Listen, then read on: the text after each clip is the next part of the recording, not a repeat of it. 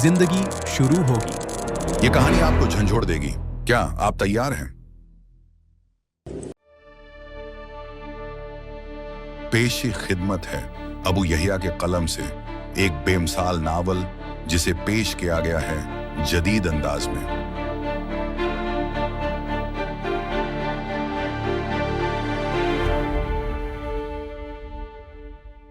इंशाअल्लाह वो लोग भी खैर के साथ तुमसे मिल जाएंगे। अभी तो तुम आगे चलो। उसकी तसल्ली से मुझे कुछ हौसला हुआ और मैं सुबक रफ्तारी से उसके साथ चलने लगा।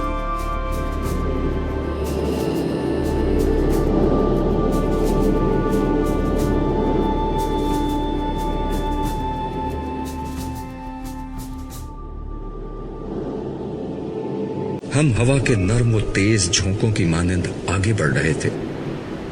इस चलने में कोई मुशक्कत न थी, बल्कि लुत्फ आ रहा था। न जाने हमने कितना फासला तय किया था कि सालेह कहने लगा, अर्श इलाही के साए में मामून इलाका शुरू होने वाला है। वो देखो, आगे फरिश्तों का एक हुजूम नजर आ रहा है। उनके पीछे एक बुलंद दरवाजा है।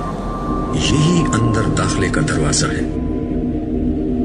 मैंने साले के कहने पर सामने गौर से देखा तो वाकई फरिश्ते और उनके पीछे एक दरवाजा नजर आया, मगर ये अजीब दरवाजा था जो किसी दीवार के बगैर कायम था, या शायद दीवार गैर मरई थी, क्योंकि दरवाजे के साथ पीछे की सिमत कुछ नजर नहीं आ रहा था। गोया एक नजर ना आने वाला पर्दा था जिसने दरवाजे के पीछे के हर मंजर को ढांप रखा था। ताहम उसकी बात सुनते ही मेरे कदम तेज हो गए और फासला तेजी से घटने लगा। दरवाजा अभी दूर ही था, मगर फरिश्ते वाज़ेह तौर पर नजर आने लगे थे। ये इंतहाई सख्त गीर और बुलंद कामत फरिश्ते थे, जिनके हाथ में आग के कोड़े देखकर मैं घबरा गया। मैंने साले का हाथ मजबूती से पकड़कर उसे रोकते हुए कहा, तुम गालिबन गलत सिमत जा रहे हो। ये तो अजाब के फरिश्ते लगते हैं। चलते रहो, उसने रुके बगैर जवाब दिया। नाचार मुझे भी उसके पीछे जाना पड़ा। ताहम मैंने इतना एहतमाम कर लिया कि उससे 2 कदम पीछे रहकर चलने लगा, ताकि अगर पलटकर भागने की नौबत आए तो मैं उससे आगे ही रहूं।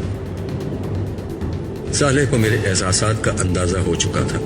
उसने वजाहत करनी जरूरी समझी। ये बेशक अजाब ही के फरिश्ते हैं।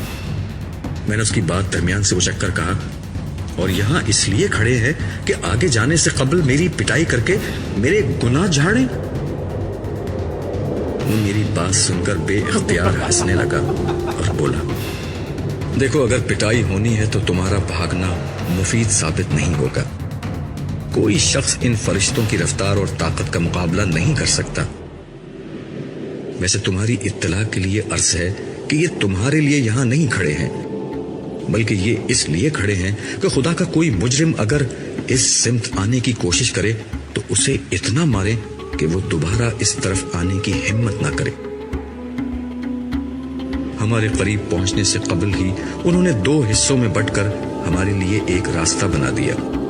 अज़राए इनायत उन्होंने ये एहतमाम भी कर दिया कि कोड़ों को अपने पीछे कर लिया। मेरा ख्याल था कि वो हमें देखकर मुस्कुराएंगे और इजहार मुसर्रत करेंगे, मगर कोशिश के बावजूद उनके चेहरों पर कोई मुस्कुराहट तलाश न कर सका। सालेह कहने लगा, इनकी मौजूदगी का एक मकसद तुम्हें अल्लाह की इस नेमत का एहसास दिलाना है कि किस किस्म के फरिश्तों से तुम्हें बचा लिया गया। बेइख्तियार मेरी जबान से कलमा शुक्र व हम्द अदा हो गया। उनके बीच से गुजरकर हम दरवाजे के करीब पहुंचे तो वो खुद ब खुद खुल गया। उसके खुलते ही मेरी नजरों के सामने एक पुरफजा मकाम आ गया। यहां से वो इलाका शुरू हो रहा था जहां अर्श इलाही की रहमतें साया फिगन थी। रूह तक उतर जाने वाली ठंडी हवाएं और मैसूर कुन खुशबू मुझे छूने लगी थी। हम दरवाजे से अंदर दाखिल हुए तो देखा कि दूर तक फरिश्ते कतार तर कतार खड़े थे। उनके चेहरे बेहद दिलकश थे और उससे कहीं ज्यादा खूबसूरत मुस्कुराहट उनके चेहरों पर मौजूद थी। ये हाथ बांधे मुअद्दब अंदाज में खड़े थे। ہم جیسے ہی ان کے بیچ سے گزرے، دعا و سلام اور خوش آمدید کے الفاظ سے ہمارا خیر مقدم شروع ہو گیا۔ ان کے رویے اور الفاظ کی تاثیر میری روح کی گہرائیوں میں اتر رہی تھی، اور ان کے وجود سے اٹھنے والی خوشبوئیں میرے احساس کو سرشار کر رہی تھی۔ یہاں داخل ہوتے ہی مجھے یہ محسوس ہوا کہ میرے اندر کوئی غیر معمولی تبدیلی آئی ہے، لیکن اس وقت میری ساری توجہ فرشتوں اور یہاں کے دلکش ماحول کی طرف تھی، اس لیے میں زیادہ توجہ نہیں دے سکا کہ میرے ساتھ کیا ہوا ہے۔ میں اس کیفیت کو بس یہاں کے ماحول کا ایک اثر سمجھا۔ چلتے چلتے مجھے کچھ خیال آیا تو میں نے صالح کے کان میں سرگوشی کی، یار یہ تو ٹھیک ہے کہ یہ لوگ مجھے کوئی نجات یافتہ شخص مان کر میرا استقبال کر رہے ہیں، لیکن یہاں میری ذاتی واقفیت تو کوئی نہیں ہے، کیا یہاں تمہارا کوئی واقف ہے؟ میری بات سن کر صالح ہنستے ہوئے بولا، عبداللہ آج ہر شخص اپنی پیشانی سے پہچانا جائے گا کہ وہ کون ہے۔ تمہیں علم نہیں مگر تمہارا پورا تعارف تمہاری پیشانی پر درج ہے، تم دیکھتے جاؤ آگے کیا ہوتا ہے۔ قطار کے اختتام پر کھڑا ایک وجیح فرشتہ جو اپنے انداز سے ان سب کا سردار معلوم ہوتا تھا میرے پاس آیا اور میرا نام لے کر اس نے مجھے سلام کیا۔ میں نے سلام کا جواب دیا، پھر وہ بہت نرمی اور محبت سے بولا، ہمیشہ باقی رہنے والی کامیابی مبارک ہو۔ میں نے جواب میں شکر ادا ہی کیا تھا کہ وہ دوبارہ بولا، کیا آپ آئینہ دیکھنا پسند کریں گے؟ میری سمجھ میں نہیں آیا کہ اس نے یہ بات مذاق میں کہی تھی یا سنجیدگی سے، کیونکہ اس وقت آئینہ دیکھنے کی کوئی معقول وجہ مجھے سمجھ میں نہیں آ رہی تھی۔ تاہم اس نے میرے جواب کا انتظار نہیں کیا، ایک فرشتے کو اشارہ کیا اور اگلے ہی لمحے میرے سامنے ایک قد آدم آئینہ تھا۔ میں نے اس آئینے کو دیکھا اور مجھے یقین ہو گیا کہ اس نے میرے ساتھ مذاق کیا تھا، کیونکہ یہ آئینہ نہیں بلکہ ایک انتہائی خوبصورت اور زندگی سے بھرپور پینٹنگ تھی، جس میں ایک خوبصورت نوجوان بلکہ شہزادہ شاہانہ لباس زیب تن کیے کھڑا تھا۔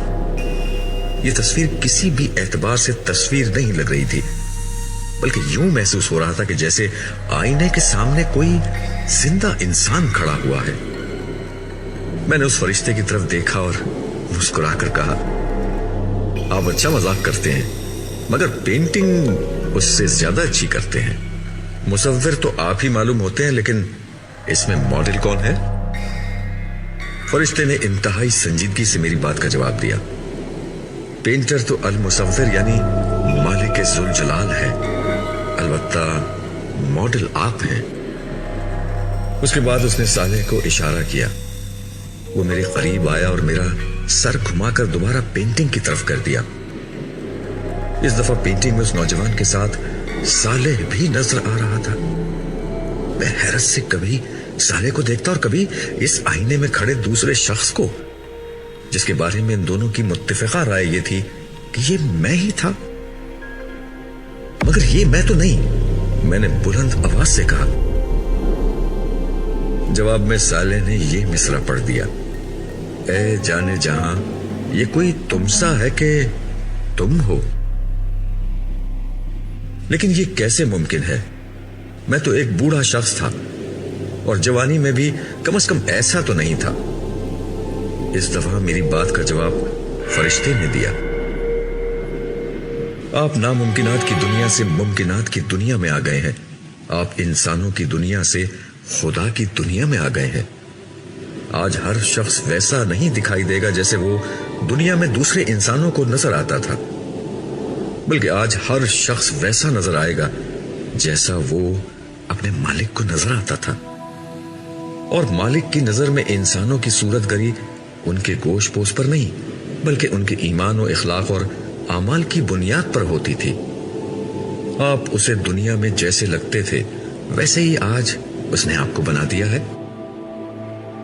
ویسے یہ عارضی انتظام ہے، آپ کی فیصلہ کن شخصیت اس وقت سامنے آئے گی جب جنت میں آپ کے درجات کا فیصلہ حتمی طور پر ہوگا۔ سر دست تو آپ آگے جائیں، बहुत से दूसरे लोग आपका इंतजार कर रहे हैं। हम आगे की सिमत बढ़ रहे थे।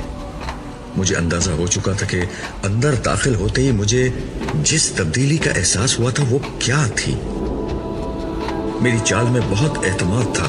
शायद ये आईने का असर था कि अब मुझे यकीन आने लगा था कि रब काबा ने मुझे सरफराज करके मेरे बख्त को हमेशा के लिए जगा दिया है।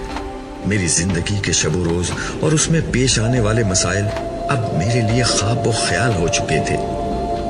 पिछली दुनिया की महरूमियां, सब्र और मेहनतें कभी इस तरह भी रंग लाएंगी, मुझे इसका कतन अंदाजा नहीं था।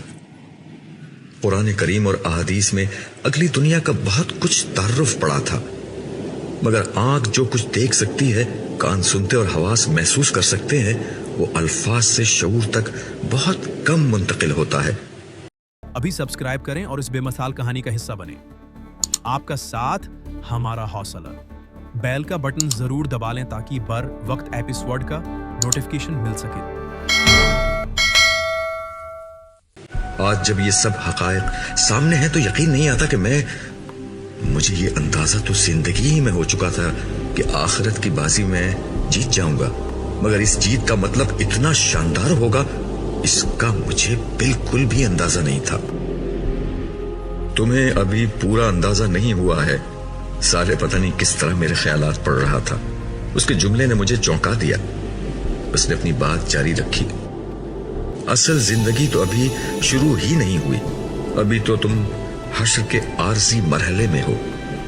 असल जिंदगी तो दर हकीकत जन्नत में शुरू होगी। उस वक्त खुदा का बदला देखना, उस वक्त खुदा को दाद देना। सरे दस्त तो आगे देखो, हम कहां खड़े हैं। उसकी बात से मुझे एहसास हुआ कि मैं अपने माहौल से बिल्कुल लाताल्लुक होकर चल रहा था। मैंने नजर उठाकर देखा, हम उस वक्त एक वसी व अरीज और सरसब्ज शादाब मैदान में थे। आसमान पर सूरज चमक रहा था, उसमें रोशनी थी पर धूप न थी। आसमान पर कहीं बादल न थे, मगर जमीन पर हर जगह साया था। जमीन सब्ज थी। शायद इसी के असर से आसमान नीलगों के बजाय सब्जी माइल हो रहा था। मैदान के वस्त में एक फलक बोस पहाड़ था। मुहावरतन नहीं, हकीकतन फलक बोस, क्योंकि उसकी चोटी जहां से हम खड़े देख रहे थे आसमान में पेवस्त लग रही थी। फजा में हर तरफ भीनी भीनी खुशबू महक रही थी। ये खुशबू हर एतबार से बिल्कुल नहीं, मगर इंतहाई महसूर कुन थी। हमारी समात हमें उन नगमों का एहसास दिला रही थी जो कानों में रस खोलने वाली मौसीकी के साथ चार सू बिखरे हुए थे। मुझे ये लग रहा था कि ये खुशबू और ये मौसीकी मेरी नाक और कान के रास्ते से नहीं, बल्कि बराह रास्त मेरे आसाब तक पहुंच रही है। उसकी तासीर में महक व आंग और सुकून व सरूर के अनासिर इस खूबसूरत तनासुब से यकजा थे कि मुझे अपना वजूद तहलील होता महसूस हो रहा था। मैं एक जगह रुक कर खड़ा हो गया और आंखें बंद करके इस माहौल में गुम हो गया।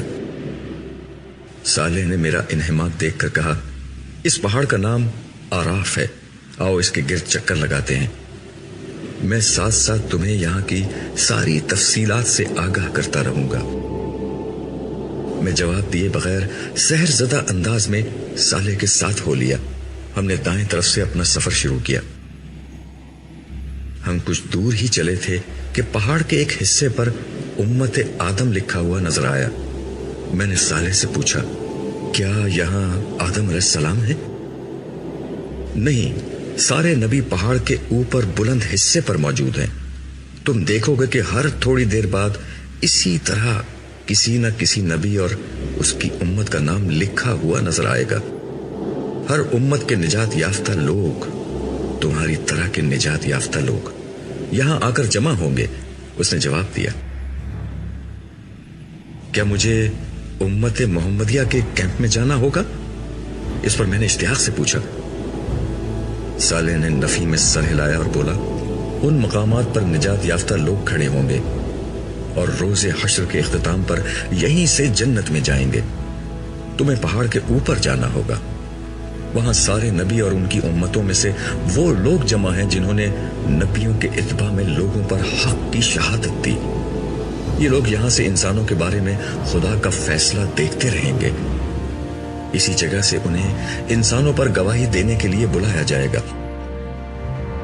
ہر نامراد شخص جہنم کی طرف اور ہر کامیاب شخص پہاڑ کے نیچے اپنے اپنے نبی کے کیمپ میں آتا جائے گا۔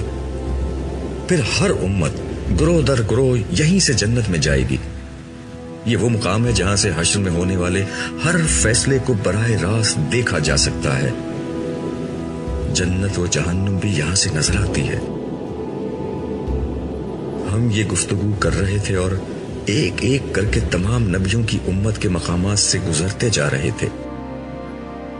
اس وقت ہر جگہ بہت کم لوگ تھے۔ میں نے صالح سے کہا، شاید ابھی تمام لوگ نہیں آئے۔ اس نے کہا، نہیں، یہ بات نہیں، دیگر نبیوں کی امت میں سے نجات یافتہ لوگ ہی بہت کم ہیں۔ زیادہ تر لوگ بنی اسرائیل میں سے ہیں اور سب سے زیادہ امت محمدیہ میں سے۔ یہ دونوں کیمپ ابھی تک نہیں آئے ہیں، لیکن اس وقت تک وہاں بھی زیادہ لوگ نہیں ہیں، لیکن تھوڑی دیر میں ہو جائیں گے۔ آؤ اب اوپر چلتے ہیں، اس پہاڑ کا چکر تو بہت طویل ہو جائے گا۔ مجھے بلند مقامات پر چڑھنے کا ہمیشہ سے شوق رہا تھا، لیکن شاید یہ میری زندگی کی سب سے عجیب بلندی تھی۔ بظاہر بہت بلند اور آسمان تک اونچی تھی، مگر یہاں سے ہم زمین کو اس طرح دیکھ رہے تھے جیسے چند منزل ہی اوپر کھڑے ہو۔ نیچے سے جو جگہ ایک چوٹی لگتی تھی وہ ایک ہموار سطح تھی، تاہم اس ہموار زمین پر تھوڑے تھوڑے فاصلے پر بلند و بالا قلعہ نما تعمیرات بنی ہوئی تھیں۔ ارد گرد کوئی دیوار تھی اور نہ ان میں دروازے ہی موجود تھے، اس لیے باہر سے بھی اندر کا نظارہ کیا جا سکتا تھا۔ میں نے صالح سے ان بلند تعمیرات کے متعلق پوچھا تو اس نے کہا، یہاں عالی شان تخت پر تاج پہنے ہوئے انتہائی باوقار ہستیاں بیٹھی ہوئی تھیں۔ ان کے ارد گرد اسی شان کے لوگ شاہانہ نشستوں پر بیٹھے ہوئے تھے۔ میں نے صالح سے ان بلند تعمیرات کے متعلق پوچھا تو اس نے کہا، یہ مختلف انبیاء کی عارضی قیام گاہیں ہیں۔ انہی کی بنا پر اس پہاڑ کو آراف کہا جاتا ہے۔ تم تو جانتے ہو کہ آراف کا مطلب بلندیوں کا مجموعہ ہے۔ میں نے اسبات میں سر ہلایا۔ وہ گفتگو کا سلسلہ جاری رکھتے ہوئے بولا، تخت پر بیٹھے ہوئے انبیاء کرام ہیں اور ان کے ارد گرد بیٹھے لوگ ان کی امت کے شہداء اور صدیقین ہیں۔ صدیقین وہ لوگ ہیں جنہوں نے نبیوں کی زندگی میں ان کا ساتھ دیا، اور شہداء وہ لوگ ہیں جنہوں نے انبیاء کے بعد ان کی دعوت کو آگے پہنچایا۔ یہ سب وہ لوگ تھے جو دنیا میں خدا کے لیے جیے اور اسی کے لیے مرے۔ اسی کے صلے میں یہ لوگ آج اس عزت و سرفرازی سے ہمکنار ہوئے ہیں جس کا مشاہدہ تم اس وقت کر رہے ہو۔ کیا یہ ممکن ہے کہ انبیاء علیہ السلام سے میری ملاقات ہو سکے؟ میں نے پوچھا۔ سب سے ملاقات کا وقت تو نہیں، لیکن کچھ سے ضرور مل سکتے ہو، اس نے جواب دیا، اور پھر ایک ایک کر کے خدا کے جلیل القدر پیغمبروں سے میری ملاقات کرانی شروع کی۔ وہ پیغمبر جو میرے لیے عظمتوں کا نشان تھے، میں ان سے مل رہا تھا۔ آدم، نوح، ہود، صالح، اسحاق، یعقوب، یوسف، شعیب، موسیٰ، ہارون، یونس، داؤد، سلیمان، زکریا، یحییٰ، عیسیٰ، اور سب سے بڑھ کر ابو الانبیاء سیدنا ابراہیم علیہ السلام۔ سب نے گلے لگا کر اور میری پیشانی پر بوسہ دے کر میرا استقبال کیا اور مجھے مبارکباد دی۔ ان جلیل القدر ہستیوں سے کچھ گفتگو کے بعد ہم آگے روانہ ہو گئے، مگر مجھے دوران گفتگو یہ احساس ہوا تھا کہ سب لوگ ایک نوعیت کی تفکر میں مبتلا ہیں۔ راستے میں صالح سے میں نے اس کی وجہ پوچھی تو وہ بولا، تمہیں نہیں معلوم اس وقت حشر کے میدان میں کیا قیامت برپا ہے؟ اس وقت ہر نبی پریشان ہے کہ انسانیت کا کیا ہوگا۔ اللہ تعالیٰ کے عذاب کی شدت اتنی زیادہ ہے کہ ان انبیاء میں سے کوئی بھی نہیں چاہتا کہ اس کی امت عذاب الہی کا سامنا کرے۔ وہ چاہتے ہیں کہ اللہ تعالیٰ لوگوں کو معاف کر دیں، مگر سر دست اس کا کوئی امکان نہیں۔ ایسی کوئی دعا کی جا سکتی ہے اور نہ اس کی اجازت ہے۔ لوگ سینکڑوں برس سے خوار اور خراب ہو رہے ہیں۔ سر دست حساب کتاب شروع ہونے کا بھی کوئی امکان نہیں ہے۔ سینکڑوں برس کیا مطلب؟ ہمیں تو اندر آئے ہوئے بمشکل 1-2 گھنٹے گزرے ہوں گے۔ میں نے چونک کر تعجب سے کہا، یہ تم سمجھ رہے ہو، آج کا دن کامیاب لوگوں کے لیے گھنٹوں کا ہے اور باہر موجود لوگوں کے لیے انتہائی سخت و مصیبت کا ایک بے حد طویل دن ہے۔ باہر صدیاں گزر گئی ہیں مگر تم ابھی یہ بات نہیں سمجھو گے، اس نے وضاحت کرتے ہوئے جواب دیا۔ میں اس کی بات کو ہضم نہیں کر سکا، مگر ظاہر ہے میں جس دنیا میں تھا وہاں سب کچھ ممکن تھا اور نہ جانے اور کتنی تعجب انگیز باتیں میرے سامنے آنے والی تھیں۔ صحابہ کرام اور مہاجرین و انصار حلقہ بنائے ادب و احترام سے بیٹھے تھے۔ امت محمدیہ کے اولین و آخرین کی بھی ایک بڑی تعداد موجود تھی۔ شمع رسالت کے ان پروانوں کے بیچ رسالت باپ سر جھکائے تشریف فرما تھے صلی اللہ علیہ وسلم۔ ابھی سبسکرائب کریں اور اس بے مثال کہانی کا حصہ بنیں۔ آپ کا ساتھ ہمارا حوصلہ، بیل کا بٹن ضرور دبا لیں تاکہ بر وقت ایپیسوڈ کا نوٹیفیکیشن مل سکے۔ بظاہر ہر چیز بالکل ٹھیک تھی، مگر میں محسوس کر سکتا تھا کہ یہاں بھی اسی نوعیت کا تفکر پھیلا ہوا تھا جسے میں پیچھے دیکھ آیا تھا۔ رسول اللہ صلی اللہ علیہ وسلم بارگاہ احدیت میں دعا کر رہے ہیں۔ ہمیں بیٹھ کر انتظار کرنا چاہیے، صالح پچھلی نشستوں کی طرف بڑھتے ہوئے بولا۔ ہم پچھلی نشستوں پر بیٹھ گئے۔ یہاں سے یہ اندازہ کرنا مشکل تھا کہ آگے کیا ہو رہا ہے۔ میں نے صالح سے دریافت کیا، یہ حساب کتاب کب شروع ہوگا؟ مجھے کیا معلوم، کسی کو بھی معلوم نہیں، اس نے جواب دیا۔ اس کی بات سن کر میں خاموش ہو گیا اور نشست کی پشت سے سر ٹکا کر آنکھیں بند کر کے بیٹھ گیا۔ نہ جانے کتنا وقت گزرا تھا کہ صالح کی آواز میرے کان میں آئی، عبداللہ اٹھو، دیکھو تم سے کون ملنے آیا ہے۔ اس کی آواز پر میں چونک کر کھڑا ہو گیا۔ سامنے دیکھا تو ایک انتہائی باوقار ہستی میرے سامنے کھڑی تھی۔ ان کے چہرے پر مسکراہٹ اور آنکھوں سے محبت کے آثار جھلک رہے تھے۔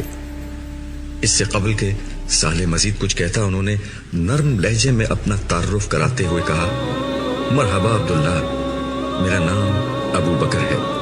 رسول اللہ صلی اللہ علیہ وسلم کی طرف سے میں تمہیں خوش آمدید کہتا ہوں۔ یہ کہتے ہوئے انہوں نے اپنے دونوں ہاتھ پھیلا دیے۔ میں پرجوش انداز میں ان سے بغل گیر ہو گیا۔ اس کے بعد وہ مجھے لوگوں سے ذرا دور لے کر ایک نشست پر جا بیٹھے۔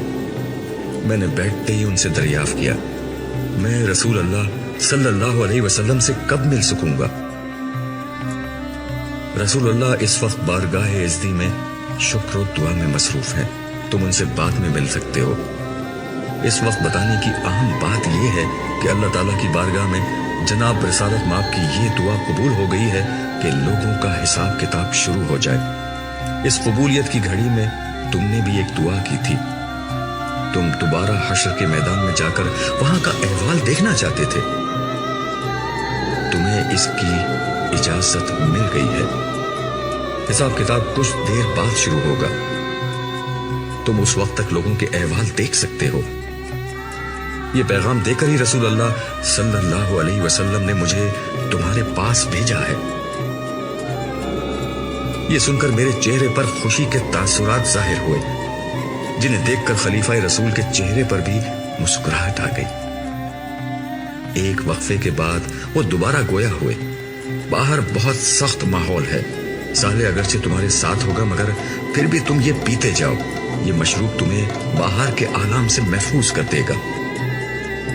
یہ کہہ کر انہوں نے پاس رکھا سنہرے رنگ کا جگمگاتا ہوا ایک گلاس میری سمت بڑھا دیا۔ میں نے دونوں ہاتھ آگے بڑھا کر یہ گلاس ان کے ہاتھوں سے لیا اور اپنے ہونٹوں سے لگا لیا۔ گلاس ہونٹوں سے لگاتے ہی ایک عجیب واقعہ ہوا۔ میں اگرچہ بالکل پیاسا نہیں تھا اور نہ کسی تکلیف اور بے چینی ہی میں تھا، مگر جو تسکین مجھے ملی وہ شاید صدیوں کے کسی پیاسے کو بھی پانی کا پہلا گھونٹ پینے پر نہیں ملتی ہوگی۔ اس مشروب کا ایک گھونٹ حلق سے اتارتے ہی لذت، سیرابی، آسودگی، مٹھاس اور ٹھنڈک کے الفاظ اپنے ایسے مفاہیم کے ساتھ مجھ پر واضح ہوئے جس کا تجربہ مجھے تو کیا کسی دوسرے انسان کو بھی کبھی نہیں ہوا ہوگا۔ اس مشروب کا ایک ایک قطرہ میری زبان سے حلق سے سینے اور سینے سے معدے تک اترتا رہا اور میری رگ رگ کو سیرابی اور سرشاری کی کیفیت سے دوچار کرتا گیا۔ میرا دل تو چاہا کہ ایک ہی گھونٹ میں پورا گلاس پی جاؤں، مگر جس ہستی کے سامنے بیٹھا تھا اس کا ادب اس میں مانے ہوا۔ یہ نئی زندگی اور نئی دنیا کا پہلا تعارف ہے۔ یہ جام کوثر ہے۔ اسے پینے کے بعد حشر میں گرمی اور پیاس تمہیں نہیں ستائے گی۔ یہ الفاظ سنتے ہی مجھے سمجھ میں آ گیا کہ مجھ پر اس مشروب کا یہ غیر معمولی اثر کیوں ہوا تھا۔ یہ جنت کی نہر کوثر کا پانی تھا اور بلا شبہ ان تمام خصائص کا حامل تھا جن کا ذکر میں ہمیشہ سنتا رہا تھا۔ اس لمحے مجھے یہ بھی اندازہ ہوا کہ جنت کی نعمتیں کیا ہوں گی۔ پچھلی دنیا میں کھانے پینے کی لذت دو چیزوں میں پوشیدہ تھی۔ ایک یہ کہ انسان کو شدید بھوک اور پیاس لگی ہو، اور دوسرے اسے کھانے پینے کے لیے بہت لذیذ شے مل جائے۔ مگر جنت کی ہر شے اپنی ذات میں انتہائی لذیذ ہونے کے ساتھ ساتھ انسان کو بغیر بھوک اور پیاس کے وہ لذت اور تسکین بھی فراہم کرے گی جو صرف ایک انتہائی بھوکے اور پیاسے شخص کو ہی مل سکتی ہے۔ اب مجھے معلوم ہو گیا کہ جنت میں نہ بھوک ہوگی نہ پیاس، مگر اس کے باوجود انسان جتنا چاہے گا شوق سے کھائے گا، اور اس کی کوئی سیری ایسی نہیں ہوگی جو اسے گرانی اور بھاری پن میں مبتلا کر دے۔